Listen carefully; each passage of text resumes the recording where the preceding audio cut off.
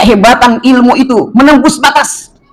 7 lapis langit ke bumi, dia sekarang dengan alat yang secuil saja sudah bisa menentukan ada kadar emas, ada kadar logam, ada kadar nikel, dengan pengetahuan yang begitu luar biasa. Itulah kehebatan ilmu. Maka andai kata kita harus memilih di antara dua, antara ilmu dan harta, maka pilihlah ilmu. Karena ilmu akan mendapatkan harta, tapi belum tentu harta mendapatkan ilmu. Banyak orang yang kaya raya sampai sekarang gelap gulita dalam masa depannya. Pengetahuan yang ini, dalam terutama dalam ilmu agamanya, tapi tidak perlu menyesal. Kalau kita memang kadung sudah terlanjur bodoh, jangan mewariskan kebodohan kepada anak kita.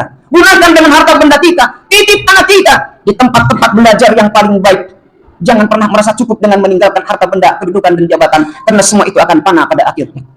Coba bayangkan, kita banyak teman kita dibanggakan, saat umur 50 tahun kita sukses, hebat, luar biasa, teman kita banyak.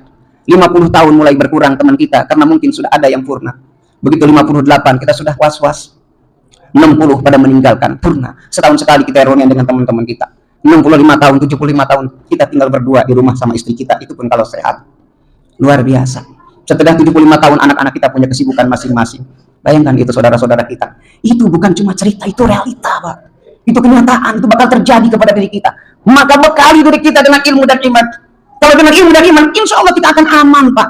Ilmu dan iman menentukan masa depan anak-anak yang solihin dan soleha. Anak-anak yang solih dan soleh tidak mungkin membiarkan kita menderita. Tidak mungkin menitipkan kepada pembantu dan tetangga. Tapi dia akan berjuang dengan kemampuannya untuk membahagiakan kedua orang tuanya. Karena tanpa dia kita tidak ada apa-apa. Hadirin sidang Jumat yang dimuliakan oleh Allah Subhanahu wa taala. Semoga ini menjadi tadbirah bagi kita. Karena ini kenyataan yang bakal kita hadapi bersama. Yang berbicara belum tentu lebih baik daripada orang yang mendengarkan. Ini sekedar nasihat saja kepada diri saya terutama yang menyampaikan.